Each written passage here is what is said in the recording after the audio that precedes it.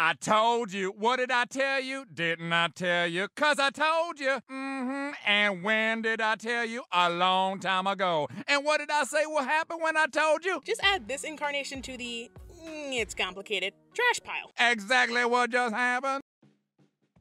You think I enjoy being right all the time?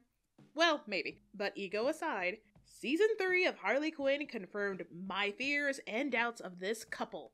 And it's a shame that the whole season had to suffer through it too. Even though there were a lot of high highs, the low lows made this season difficult for me to rewatch. Like, what the writers did for the Bat Family, Joker being a great stepdad, Clayface living his stardom dream, and King Shark actually becoming a king, all has me really excited to see more of these characters and their growth in Season 4.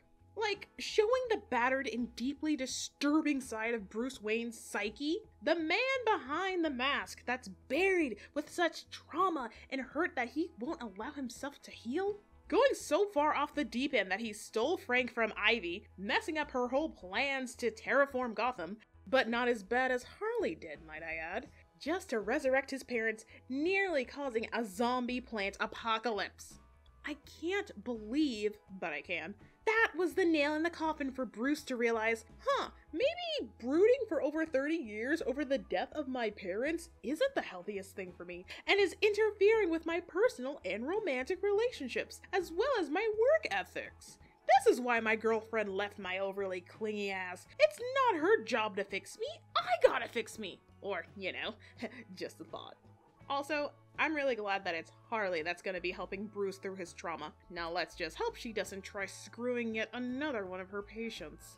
It was also kind of twisted, but in a hilarious way, to expose Bruce to his own origin story, witnessing his greatest tragedy firsthand, like every Batman fan who ever watched a Batman film ever has to. Joe Chill, Crime Alley, the pearls, oh the pearls, blah blah, fuckity blah. Oh my god, we get it already! And so did the writers. I'm not gonna sit here and pretend that I know everything about DC, because I really don't. But I can appreciate all the little jabs that they were making at Bruce's origin, and how many times it gets told over and over and over again! Splendid work! And also, I'm really loving the Bat Family. If you know me, I'm a sucker for domesticated superheroes. I just love seeing a super ordinary people just trying to do the most mundane shit. That's why Kakarot is my favorite Dragon Ball Z game, and the best game, don't fucking at me. Not much from Alfred or Damian this season, aside from their usual selves, being around Bruce's BS, but I still enjoyed what little they had. I was actually expecting a bit more from Nightwing and Batgirl because I loved how they had to warm up to each other, especially Nightwing getting more adjusted to the new Bat Family. Oh well, at least this season set up Barbara Gordon to lead the family in Bruce's absence, on top of her own budding new friendship with Harley Quinn. You could just vibe with the sisterly bond they're forming here, especially when they were trapped in Riddler's escape room. And it also helps that their voice actresses are actual sisters, so the more you know. And speaking of family, can we just pause and applaud the Joker for not just being a stepdad, but the dad that stepped up? His relationship with Bethany was already so cute, but how well he gets along with her and the kids, Sophia and Benicio, made Joker the Killing Joke my favorite episode of Season 3. Now, who would have thought this sociopathic narcissist, this agent of chaos, would be such an amazing and loving father and partner? So much so that he became the mayor of Gotham with plans to improve healthcare, education, essentially to fix up the entire city. Like, oh my goodness, I don't think this was on anyone's 2022 bingo sheets. However, I am kind of disappointed that even though Joker was the one who arrested Bruce Wayne for tax evasion, suck it 1%ers, but since Season 2B, he's gained back all of his memories, which means Joker should remember that Bruce Wayne is Batman, and vice versa. But since he's not on his usual villain time, there's really no point in continuing this game of cat and mouse with Batman, now is there? Actually, I wouldn't be opposed to them sharing a heart-to-heart, Could you imagine Joker teaching Batman, of all people, on how to be an actual father? That'd be hilarious. And their kids could be involved. Oh my goodness. Lord knows Damien needs more friends his age anyway, and deserves an actual childhood. So many great moments from the side characters, while the main ensemble cast just gets sidelined, and honestly, Clayface got it the worst. Damn near every episode he's talking about the murder of the Wayne family, the movie he gets to star in. Well, actually, technically, he accidentally killed the actual star, but he's taking his place. But even then, that's actually really impressive. And as someone who's been waiting for his big break, we never get to see him on set past the initial audition. Little conflict was shown between him and the director James Gunn. No on-site shenanigans. The crew barely visited him on set, nothing but just spoken dialogue about how the process is going in the filming and yada yada. Oh my goodness, writing 101, guys. Show, don't tell. The way that they kept mentioning the movie, I'm thinking, is this Clayface's green light or something? Damn! It's only until the season finale do we actually see the movie, which does come back into play for the plot, but this was such a great character moment that was clearly meant for Clayface, and it was just squandered. The only other person that was around to show him any type of support was King Shark. As a matter of fact, he was playing support for all the characters that had bigger stuff going on this season, like Clayface in his role and Bruce and his zombie parents. The most memorable thing I can remember KS did this season was dethroning his own brother in order to save the kingdom from being sold off.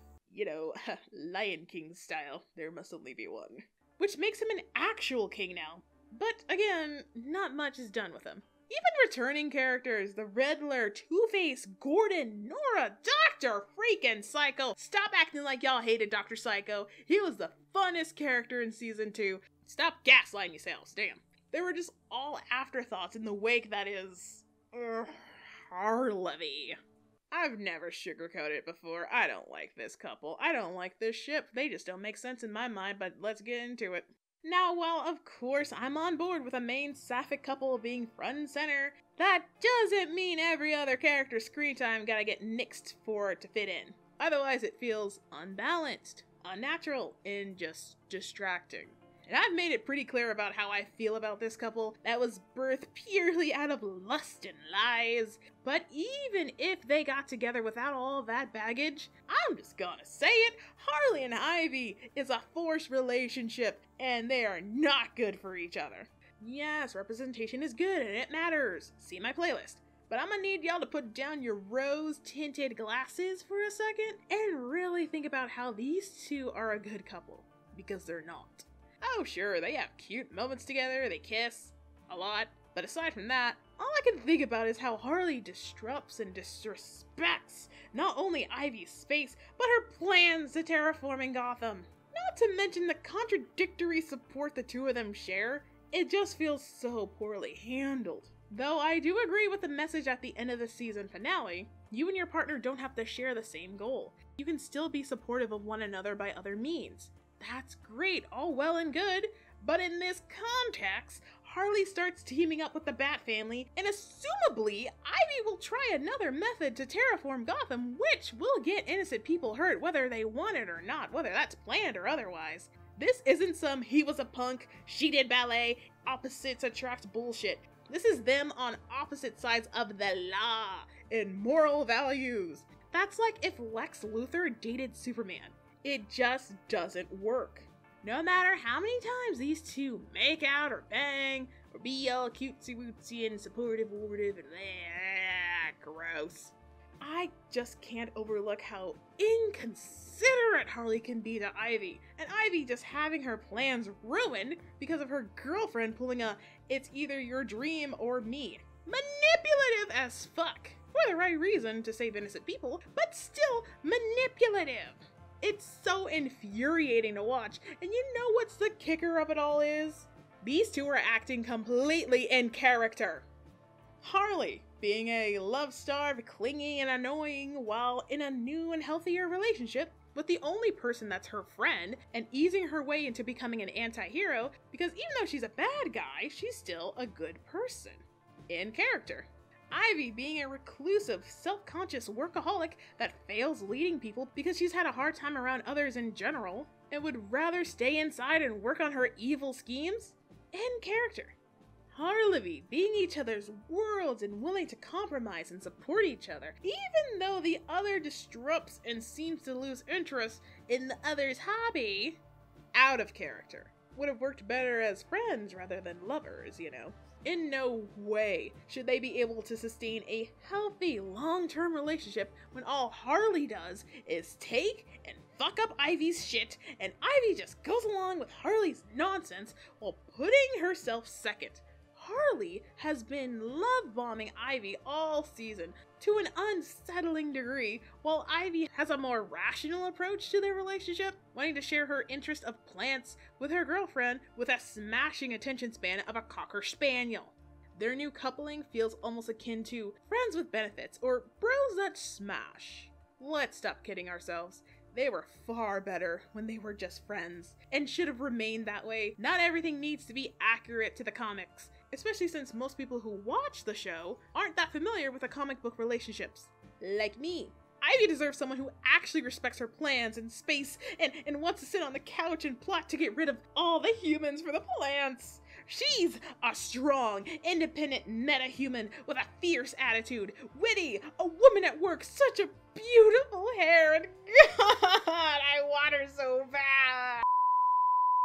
But no, I can't criticize their relationship, otherwise I'm homophobic. Even though what I'm critiquing is their dynamic and not their genders being together. Because it's not like people complain about media not letting a guy and a girl just be friends and not hook up in the end anyway. Oh wait, it's different if they're same sex apparently, just like enemies to lovers. It's a win. Y'all realize equality should make us, you know, equal? Having the opinion of a couple being forced and making no sense shouldn't cause such an outrage, especially if they're a gay one. If the past videos I've done critiquing and praising actual good rep should tell you anything, I see it both ways. I just have the eggs to say what we're all thinking here. You Rainbow Knight mother truckers scared good faith criticism away from Korasami, which was also forced. Now just realize that Cachadora is toxic and makes no sense, so I refuse for your ignorance to overlook yet another poorly represented queer couple. How ironic that this pattern tends to happen to the Sapphics, though. It's almost as if people just want to see two hot women kiss or something. Stop settling for less. Overall, I still enjoyed this season. Not my favorite, far from it, I still miss season 1, but fun was still had. My mixed feeling on their flagship ship aside, season 3 showed us how these characters evolved and can further grow, which I do look forward to seeing more of in season 4. Here's to hoping HBO Max and Discovery get their shit together. Oh, and on a much smaller note, because I didn't know where I could fit it in the video, Kite Man left Ivy. It's not the other way around. I refuse for the writers to gaslight me into thinking otherwise. Also, Ivy has yet to confront Kite Man about her cheating on him. There was no good reason as to why he was talking to Harley, of all people, instead of her. Not cool.